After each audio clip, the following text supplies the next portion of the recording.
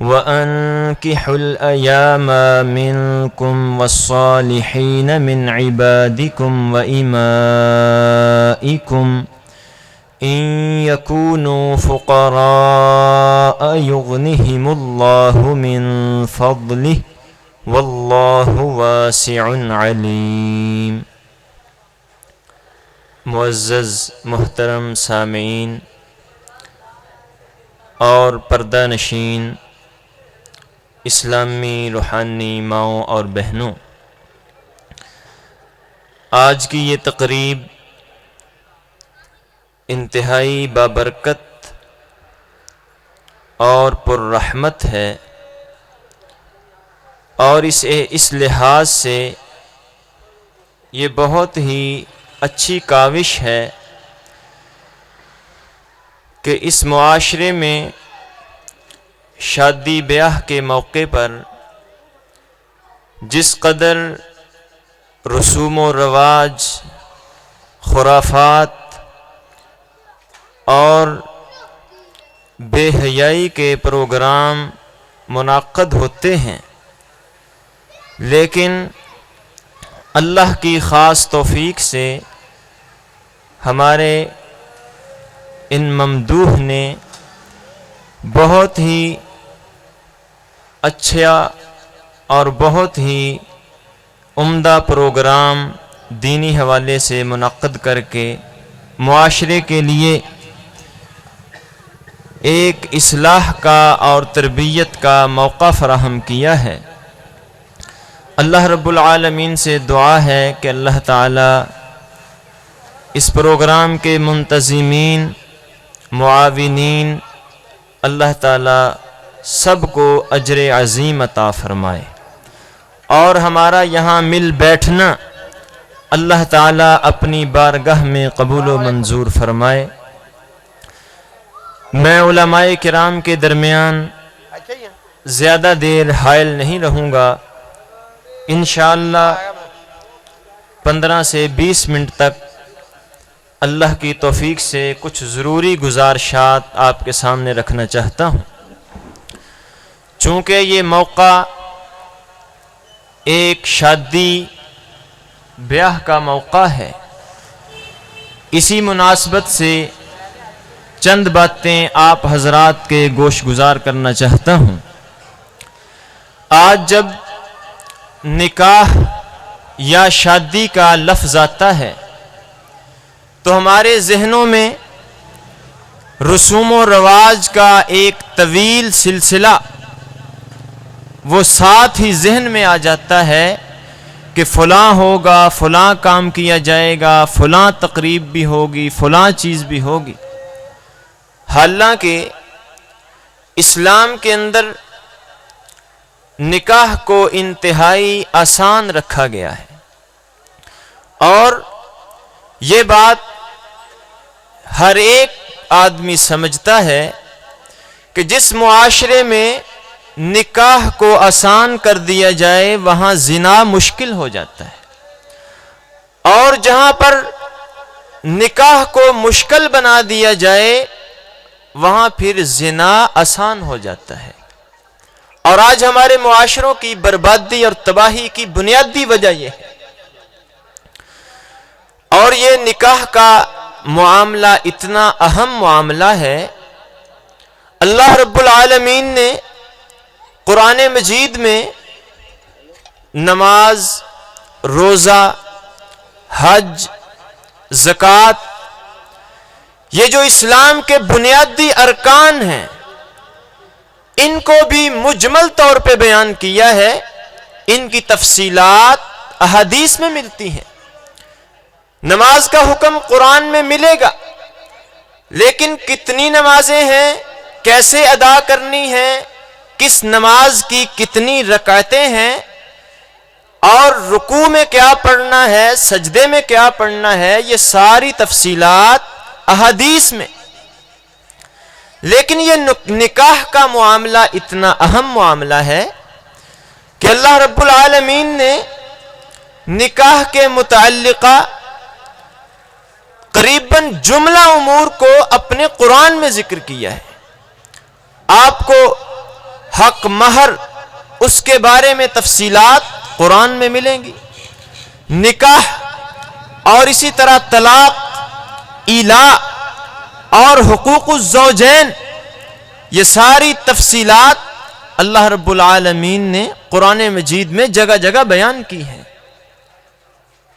تو میں آپ کے سامنے اللہ کی توفیق سے پہلی بات تو یہ رکھنا چاہتا ہوں کہ اسلام میں نکاح کی بڑی ترغیب دلائی گئی ہے، کیونکہ ہر ایک انسان کے اندر اللہ رب العالمین نے ایک یہ جو فطری خواہش رکھی ہے، اس کو پورا کرنے کے لیے، تکمیل کے لیے اللہ رب العالمین نے انتہائی ایک مقدس نظام جو نکاح کا نظام ہے یہ رکھا ہوا ہے۔ اس لیے اللہ رب العالمین نے اس کی ترغیب بھی دلائی ہے۔ قرآن مجید میں سورۃ النور میں اللہ رب العالمین فرماتے ہیں وَأَنكِحُوا الْأَيَامَ مِنْكُمْ وَالصَّالِحِينَ مِنْ عِبَادِكُمْ وَإِمَائِكُمْ إِنْ يَكُونُوا فُقَرَاءَ يُغْنِهِمُ اللَّهُ مِنْ فَضْلِهِ وَاللَّهُ وَاسِعٌ عَلِيمٌ۔ فرمایا جو غیر شادی شدہ ہیں ان کے نکاح کر دو، اور اسی طرح اپنے غلاموں میں سے بھی جو نیک ہیں اور اپنی لونڈیوں میں سے بھی سب کے نکاح کر دو۔ ان یکونوا فقراء یغنہم اللہ من فضلہ، اگر وہ فقیر ہیں، تنگ دست ہیں، تو اللہ رب العالمین اپنے فضل سے ان کو غنی کر دے گا، مالدار کر دے گا۔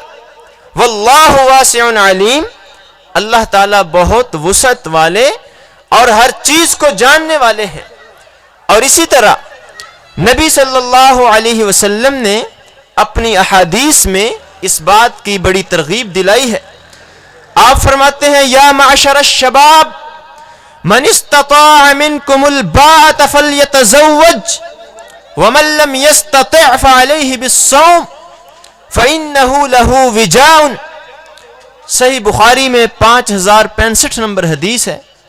نبی صلی اللہ علیہ وسلم نے اپنی امت کے جوانوں کو خطاب کیا، فرمایا یا معشر الشباب، اے جوانوں کی جماعت، من استطاع منکم الباءۃ فلیتزوج، اللہ رب العالمین نے جن کو طاقت دی ہے، استطاعت دی ہے، وہ شادی کر لیں، نکاح کر لیں۔ ومن لم یستطع فعلیہ بالصوم، جس کے پاس طاقت نہیں ہے، اللہ رب العالمین نے استطاعت نہیں دی، وہ کثرت سے روزے رکھنا شروع کر دے۔ فإنہ لہ وجاء، کیونکہ یہ چیز انسان کے لیے، انسان کو گناہوں سے بچا لے گی اور اللہ کی توفیق سے نظروں کو جھکا دے گی، کیونکہ صحیح بخاری میں ہی دوسری حدیث کے یہ لفظ ہیں 5066 نمبر حدیث کے فَإِنَّهُ أَغَضُّ لِلْبَصَرِ وَأَحْسَنُ لِلْفَرَجِ، فرمایا کہ یہ جو نکاح ہے اس سے آنکھیں نیچی ہو جاتی ہیں، انسان کی نظر جو ہے وہ کسی غیر محرم پہ نہیں جاتی، اور اس کی نظر کی حفاظت ہو جاتی ہے، اور انسان کی شرمگاہ کی بھی حفاظت ہو جاتی ہے۔ اور یہی وجہ ہے کہ صحابہ کرام رضوان اللہ علیہم اجمعین، آپ ان کے معاشرے کو پڑھ کے دیکھیں تو آپ کو یہ چیز ملے گی کہ وہ آپس میں ایک دوسرے کو نکاح کی ترغیب دیا کرتے تھے۔ صرف ایک مثال ذکر کرتا ہوں، صحیح بخاری کے اندر 5068 نمبر حدیث ہے، حضرت سعید بن جبیر رحمت اللہ علیہ فرماتے ہیں قال لابن عباس هل تزوجت؟ قلت لا، قال فتزوج فإن خير هذه الأمة أكثرها نساء۔ سعید بن جبیر رحمت اللہ علیہ فرماتے ہیں مجھے مفسر قرآن حضرت عبداللہ بن عباس رضی اللہ تعالی عنہما نے کہا کیا آپ نے شادی کی ہے؟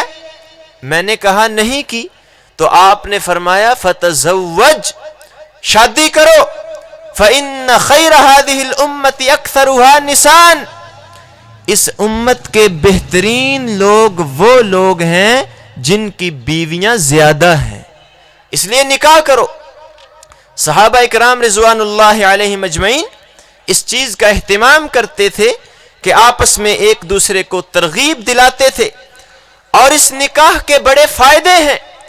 ایک تو سب سے بڑا فائدہ یہ ہے کہ انسان زنا سے بھی بچ جاتا ہے اور نظر بازی سے بھی بچ جاتا ہے، اور یہ اتنے اہم معاملے ہیں کہ نبی صلی اللہ علیہ وسلم نے یہ فرمایا ہے، فرمایا من یضمن لی ما بین لحییہ وما بین رجلیہ اضمن لہ الجنہ، فرمایا جو شخص مجھے دو چیزوں کی ضمانت دے دے، ایک جو اس کے دو جبڑوں کے درمیان ہے یعنی زبان، اور ایک جو اس کی دو ٹانگوں کے درمیان ہے یعنی شرمگاہ، فرمایا جو شخص مجھے ان دو چیزوں کی ضمانت دیتا ہے میں نبوت والی زبان سے اس بندے کو جنت کی گارنٹی دیتا ہوں۔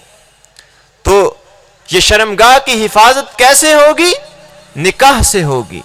اور اسی طرح نکاح کا ایک بہت بڑا فائدہ یہ ہے کہ اللہ کی مدد کا مستحق بن جاتا ہے آدمی، کیونکہ نبی صلی اللہ علیہ وسلم کی حدیث ہے، جامع الترمذی کتاب الجہاد میں ہے، آپ نے فرمایا ثلاثۃ حق علی اللہ عونہم المکاتب الذی یرید الاداء والناکح الذی یرید العفاف۔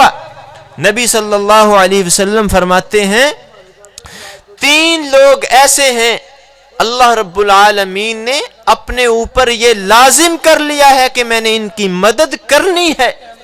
ان میں ایک شخص یہ ہے کہ جو شخص نکاح کا ارادہ رکھتا ہے اس وجہ سے کہ میں گناہوں سے بچ سکوں، اللہ تعالیٰ اپنی توفیق شامل حال کر کے اس کے معاملات کو آسان بنا دیتے ہیں۔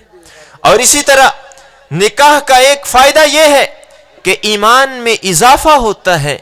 المعجم الکبیر امام طبرانی کی کتاب ہے، اس میں یہ حدیث پاک موجود ہے، نبی صلی اللہ علیہ وسلم فرماتے ہیں جو شخص نکاح کر لیتا ہے فقد استکمل نصف الایمان، اس کا آدھا ایمان مکمل ہو جاتا ہے۔ اور اسی طرح نکاح کا یہ بھی فائدہ ہے کہ روحانی اور قلبی سکون انسان کو مل جاتا ہے۔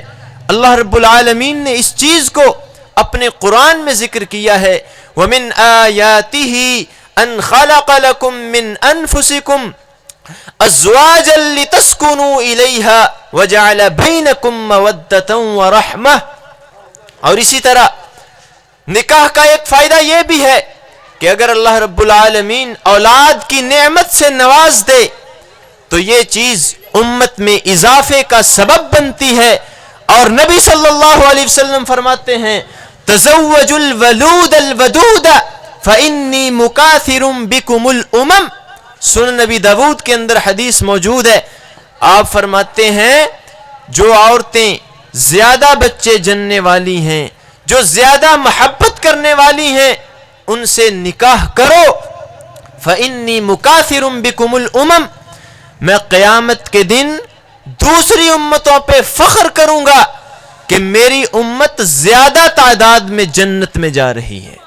تو اور بھی نکاح کے یہ بھی فائدے ہیں کہ انسانوں کا یہ معاشرہ پاکیزہ ہو جاتا ہے، کیونکہ اگر نکاح نہ کیا جائے تو فساد کا اندیشہ ہے، اور نکاح مشکل ہو تب بھی زنا عام ہوتا ہے اور فساد ہوتا ہے۔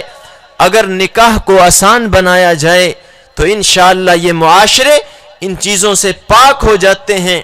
اور دوسری کچھ اہم گزارشات یہ ہیں کہ اس نکاح کے حوالے سے ہمیں جن چیزوں کا خیال کرنا چاہیے، سب سے پہلی بات تو یہ ہے کہ اپنے بیٹے اور بیٹیوں کے لیے رشتے کا انتخاب کرتے ہوئے کس چیز کو مد نظر رکھنا چاہیے، اس کی رہنمائی بھی ہمیں شریعت نے کی ہے۔ صحیح بخاری کے اندر 5090 نمبر حدیث ہے، سید المحدثین حضرت ابو ہریرہ رضی اللہ تعالی عنہ راوی ہیں، کہ نبی صلی اللہ علیہ وسلم نے فرمایا تنکح المرأة لأربع لمالها ولحسبها وجمالها ودینها فاظفر بذات الدین. نبی صلی اللہ علیہ وسلم نے فرمایا کسی بھی عورت سے نکاح کیا جاتا ہے 4 چیزیں دیکھ کر. لوگ 4 چیزوں کو دیکھتے ہیں. نمبر 1 اس کے مال و دولت کو دیکھا جاتا ہے. اگر عورت مالدار ہے تو بہت سارے لوگ صرف اسی چیز کو ترجیح دیتے ہیں کہ یہ لڑکی والے مالدار ہونے چاہیے اور کوئی خوبی ہو نہ ہو، اگر مال و دولت ہے تو ٹھیک ہے. فرمایا لوگ اس وجہ سے نکاح کرتے ہیں. وَلِحَسَبِهَا اور خاندانی شرف کی وجہ سے کہ ان کا خاندان اونچا ہے. وَجَمَالِهَا اور عورت کے حسن و جمال کی وجہ سے نکاح کیا جاتا ہے.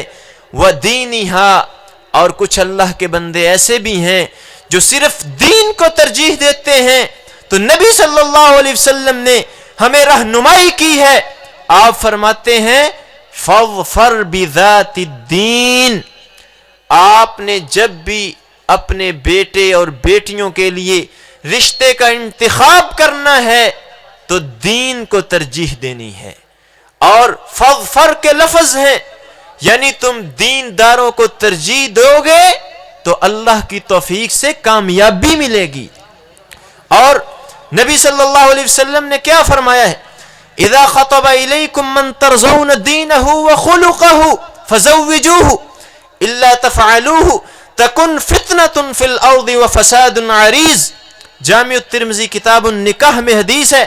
نبی صلی اللہ علیہ وسلم فرماتے ہیں جب تمہیں کوئی دیندار آدمی منگنی کا پیغام بھیج دے، نکاح کا پیغام بھیج دے، اور وہ دیندار بھی ہو، اچھے اخلاق والا بھی ہو، فزوجوہ تو فوری طور پہ اس رشتے کو رد نہ کرو بلکہ قبول کرو. الا تفعلوہ تکن فتنۃ فی الارض وفساد عریض. فرمایا اگر تم ایسا نہیں کرو گے، دیندار لوگوں کو ترجیح نہیں دو گے تو زمین میں فساد ہوگا، زمین پہ فتنہ اور فساد برپا ہوگا. تو میرے بھائیوں، میں آج کی اس مجلس کی وساطت سے آپ احباب کو یہ نبی صلی اللہ علیہ وسلم کی بتائی ہوئی رہنمائی یہ آپ کے گوش گزار کرنا چاہتا ہوں کہ آپ بھی اپنی اولاد کے رشتے کرنے کے لیے دیندار لوگوں کو ترجیح دیں، اور کوئی چیز ہو نہ ہو، دین ہونا چاہیے. اگر دین نہیں ہے تو اللہ کی قسم باقی سب چیزیں بیکار ہو جاتی ہیں، باقی چیزیں وبال بن جاتی ہیں. لیکن میں یہاں پر صرف یہ کہنا چاہتا ہوں کہ آپ اپنے بیٹیوں کے لیے اس رشتے کا انتخاب کریں جو کم از کم نمازی ہو. بے نماز کو کبھی اپنی بیٹی کا رشتہ نہ دیں. نمازی بھی ہو اور اس کا اخلاق بھی اچھا ہو اور اس کی کمائی حلال ہو. یہ 3 چیزیں کم از کم ہر انسان کو ضرور دیکھنی چاہیے اپنی اولاد کے آخرت کو بہتر بنانے کے لیے اور اس کے اچھے مستقبل کے لیے. کم از کم لڑکا نمازی ہو، حلال کمانے والا ہو اور اچھے اخلاق کا مالک ہو. کم از کم یہ چیزیں ضرور دیکھنی چاہیے. اور اسی طرح آگے منگنی کے موقع پر کیا ہوتا ہے، جب رشتہ دیکھ لینے کے بعد یہاں بھی ہمارے معاشرے میں کچھ خرابیاں پائی جاتی ہیں. میں ان کی طرف بھی اشارہ کرنا چاہتا ہوں. ایک بات تو میرے بھائیوں یہ ہے کہ کسی بھی رشتے کو دیکھ کر فوری طور پہ ریجیکٹ نہیں کرنا چاہیے. ان کا بھی دل ہے، ان کا دل نہیں دکھانا چاہیے. اور ہمارے ہاں یہ چیز پائی جاتی ہے کہ ہم پہلے تحقیق نہیں کرتے کہ ہم جس گھر میں رشتہ دیکھنے کے لیے جا رہے ہیں پہلے دائیں بائیں سے پوچھنا چاہیے کیا ہمارے مزاج کے مطابق یہ رشتہ ہو سکتا ہے کہ نہیں ہو سکتا. کیونکہ میں نے دیکھا ہے کتنی لڑکیاں وہ اس وجہ سے اپنی جان گنوا بیٹھی ہیں، اس وجہ سے کہ لوگ آتے ہیں رشتے دیکھ کے چلے جاتے ہیں, سارے جواب دے جاتے ہیں, اور ان کا پھر دل دکھتا ہے, اور لڑکی کے والدین بھی پریشان ہوتے ہیں کہ شاید ہماری لڑکی اچھی نہیں ہے یا کیا مسئلہ ہے. تو میرے بھائیوں, ہمیں انسانیت کا خیال کرتے ہوئے ان چیزوں پر توجہ کرنی چاہیے. پہلے دائیں بائیں سے پتہ کر کے کہ اگر وہاں موافقت ہو سکتی ہے, جہاں پر ہمارا ذہن ہے کہ فلاں جگہ پہ ہمارا رشتہ ہونا چاہیے, یہ چیزیں پہلے دیکھ کر پھر انسان کو رشتہ دیکھنے کے لیے جانا چاہیے. اور پھر ہمارے معاشرے میں یہ جو خرابی پائی جاتی ہے کہ منگنی ہو جانے کے بعد لڑکا اور لڑکی آپس میں گفتگو شروع کر دیتے ہیں, حالانکہ شرعی طور پر یہ جائز نہیں ہے. منگنی نکاح نہیں ہے, نکاح کے بعد جو ہے وہ لڑکی لڑکے کے لیے حلال ہوتی ہے. منگنی اس کے بعد یہ تعلقات رکھنا بالکل درست نہیں ہے. نہ بات چیت ہو سکتی ہے, نہ کوئی آپس میں ملاقاتیں ہو سکتی ہیں. بالکل یہ منگنی کے بعد بھی ویسے ہی یہ اس کے لیے حرام ہے, حرمت ہے اس کی, جس طرح دیگر لڑکیوں کی حرمت ہے. جس طرح دوسرے لڑکوں سے اس لڑکی کے لیے پردہ لازم ہے, جس سے منگنی ہوئی ہے اس سے بھی اسی طرح پردہ لازم ہے. کیونکہ منگنی کے بعد یہ چیزیں جائز نہیں ہوتی, بلکہ نکاح کے بعد یہ چیزیں جائز ہوتی ہیں. تو اس لیے میں اس موقع پر اپنے نوجوان بھائیوں کو یہ بات ان کے گوش گزار کرنا چاہتا ہوں کہ ہمیں ان چیزوں کا بھی خیال کرنا چاہیے. اور اسی طرح ہمارے معاشرے میں شادی بیاہ کو مشکل بنانے والی ایک چیز یہ ہے کہ ہمارے معاشرے میں یہ جہیز کی رسم جو ہے اس نے بہت سارے گھروں کو اجاڑ دیا ہے. حالانکہ انسان عقلی طور پر بھی سوچے کہ گھر تو لڑکے کا بننا ہے, دلہن لڑکے کے گھر جانی ہے, اور گھر کا نگران بھی مرد ہے. اللہ رب العالمین نے یہ خرچے کی ذمہ داری لڑکے پہ ڈالی ہے. الرجال قوامون علی النساء بما فضل اللہ بعضهم علی بعض وبما انفقوا من اموالهم. تو میرے بھائیوں, یہ لڑکی والوں پر جو بوجھ ڈالے جاتے ہیں جہیز کی صورت میں یا براتوں کی صورت میں, ہمیں اپنے معاشروں سے یہ چیزیں ختم کرنی چاہیے. ہمیں اپنے معاشرے ان رسوم و رواج سے پاک کرنے چاہیے جن کی وجہ سے آج نکاح مشکل ہو گئے ہیں. اور اسی طرح کچھ لوگ وہ یہ سمجھتے ہیں کہ جناب لڑکی کو جہیز دے کر ہم نے وراثت کا حق دے دیا ہے. حالانکہ یہ چیز بھی ہندوانہ چیز ہے, اسلام کے اندر ایسی کوئی بات نہیں ہے. اسلام نے وراثت کا حق رکھا ہے, جہیز کا اسلام نے کوئی نام و نشان نہیں ہے. ہاں یہ چیز اسلام میں ملتی ہے کہ والدین اپنی بیٹی کی سہولت کے لیے اپنی بیٹی کو تحفے کے طور پر جو بھی دینا چاہے دے سکتے ہیں, کوئی پابندی نہیں ہے. لیکن لڑکے والوں کا مطالبہ کرنا لڑکی والوں سے کہ فلاں چیز بھی جہیز میں آنی چاہیے, فلاں چیز بھی آنی چاہیے, جہیز نہ ہو تو نکاح نہیں کیے جاتے, رشتے ریجیکٹ کیے جاتے ہیں. یہ چیز اسلام کے اندر بالکل درست نہیں ہے, جس کی وجہ سے آج نکاح کا عمل مشکل ہوا ہے اور نتیجتاً زنا آسان ہوتا چلا جا رہا ہے. اور اسی طرح شادی بیاہ کے موقع پر جو خصوصی طور پر بچنے والی چیز ہے وہ میرے بھائیوں یہ ویڈیوز اور تصاویر ہیں. آج یہ چیز ہمارے اندر بالکل ایسے آ گئی ہے جیسے بالکل جائز ہے, اس کے اندر کوئی حرج نہیں ہے. حالانکہ میرے بھائیوں یہ بڑا ہی اہم معاملہ ہے, بڑا ہی اہم معاملہ ہے. نبی صلی اللہ علیہ وسلم کی حدیث کیا ہے؟ فرمایا لا تدخل الملائکۃ بیتا فیہ صورۃ ولا کلب. نبی صلی اللہ علیہ وسلم فرماتے ہیں اس گھر میں فرشتے داخل نہیں ہوتے جس گھر میں کوئی کتا بندھا ہو یا کوئی تصویر پڑی ہو. جہاں پر تصویریں ہوتی ہیں اللہ کی رحمت کے فرشتے وہاں نہیں آتے. آج ہم نے یہ تصویر والے عمل کو بالکل معمولی سمجھ لیا ہے، حالانکہ میرے بھائیوں ان چیزوں سے بھی ہمیں بچنا چاہیے. اور اسی طرح خصوصی طور پر آج ہماری شادی بیاہ کے موقع پر جو موسیقی اور اس طرح کی چیزیں عام استعمال کی جاتی ہیں، ان چیزوں سے بھی ہمیں اپنے اس مقدس جو اسلام نے نکاح کا عمل ہمیں دیا ہے اس کو پاک کرنا چاہیے. اور اسی طرح دلہا کو جو سونے کی انگوٹھی پہنائی جاتی ہے، میں اس موقع پر یہ کہنا چاہتا ہوں آپ سب احباب بھی ماشاءاللہ کچھ بیٹوں والے ہیں، کچھ بیٹیوں والے ہیں اور کوئی کسی کے بھائی ہیں، تو میرے بھائیوں یہ چیز ہمیں ذہن نشین کرنی چاہیے. نبی صلی اللہ علیہ وسلم نے مرد کے لیے سونا پہننا حرام قرار دیا ہے. مرد کو سونا پہننا حرام ہے.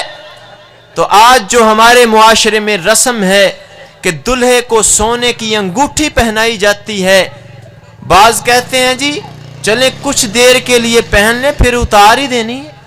غلط بات ہے. اگر اسی دوران انسان کی موت آ جائے تو اللہ کے ہاں کیا جواب دیں گے ہم؟ اللہ کی نافرمانی میں موت آئے گی. تو اس لیے جو حرام ہے وہ 1 منٹ کے لیے بھی حرام ہے، 10 سیکنڈ کے لیے بھی حرام ہے. مرد کو سونے کی انگوٹھی نہیں پہننی چاہیے. اگر تحفہ دیا جاتا ہے آپ اس کو رکھ لیں، اس کو بیچ کر اس کی قیمت کو اور استعمال میں لے آئیں، یا اپنی کسی بہن کو یا کسی اپنی والدہ کو یا کسی اور کو تحفے میں دے دیں. لیکن مرد کے لیے سونا پہننا حرام ہے، حرام ہے. 1 منٹ کے لیے بھی نہیں پہننا چاہیے. تو ہمیں اپنی اس نکاح کی رسم کو، نکاح کے عمل کو ان چیزوں سے بھی پاک کرنا چاہیے. اور اسی طرح میں یہ بالکل کھل کے کہنا چاہتا ہوں کہ آج ہمارے معاشرے میں جو شادی بیاہ کے موقع پر بے پردگی کی جاتی ہے، ہمیں اس چیز سے مکمل اجتناب کرنا چاہیے. ہم مسلمان ہیں، اللہ رب العالمین کے پابند ہیں، اس کے غلام ہیں. ہم نے کلمہ طیبہ لا الہ الا اللہ محمد الرسول اللہ صلی اللہ علیہ وسلم پڑھ کر اللہ سے یہ عہد کیا ہے کہ یا اللہ میری ساری زندگی، میری زندگی کی ایک ایک سانس تیرے حکموں کے مطابق گزرے گی. اور اللہ رب العالمین نے مردوں کو اور ان کو بھی احکامات دیے ہیں، اور اسی طرح مسلمان عورتوں کو بھی یہ احکامات دیے ہیں کہ تم نے پردہ کرنا ہے، اپنی زیب و زینت کو ظاہر نہیں کرنا. اور نبی صلی اللہ علیہ وسلم کیا فرماتے ہیں؟ فرمایا نساء کاسیات عاریات ممیلات مائلات لا يدخلن الجنت ولا يجدن ریحها. فرمایا وہ خواتین جو انتہائی باریک لباس پہننے والی ہیں، جو انتہائی تنگ لباس پہننے والی ہیں اور جو بے پردگی کرنے والی ہیں، وہ اللہ کی جنت میں داخل نہیں ہو سکتی اور جنت کی خوشبو بھی نہیں پا سکتی. تو اس لیے میرے بھائیوں ہمیں ان چیزوں کو اپنے گھروں کے اندر لاگو کرنا چاہیے. اپنی بیٹیوں پر، اپنی بہنوں پر، اپنی بیویوں پر یہ چیز لازم کرنی چاہیے. ان کے لباس کا بالکل توجہ اور دھیان رکھنا چاہیے کہ باریک لباس نہ ہو، تنگ لباس نہ ہو، جس کی اللہ نے اجازت نہیں دی ایسا لباس ہمارے گھروں میں نہیں ہونا چاہیے. اللہ رب العالمین سے دعا ہے اللہ تعالی ہمیں ان باتوں پر عمل کرنے کی توفیق نصیب فرمائے. کہنے والی اور بھی بہت ساری باتیں ہیں جو ہماری اصلاح کے متعلق ہیں، لیکن انہی باتوں پر اکتفا کرتا ہوں. اللہ رب العالمین ہمیں ان باتوں پر عمل کرنے کی توفیق نصیب فرمائے. اللہ تعالی ہماری خوشیاں بھی، ہماری غمیاں بھی، ہماری جلوت بھی، ہماری خلوت بھی اللہ تعالی ساری تقوی والی بنا دے، اور اللہ تعالی اپنے حکموں کے مطابق ہمیں ساری زندگی بسر کرنے کی توفیق نصیب فرمائے. سبحان ربک رب العزت عما یصفون وسلام علی المرسلین والحمد للہ رب العالمین.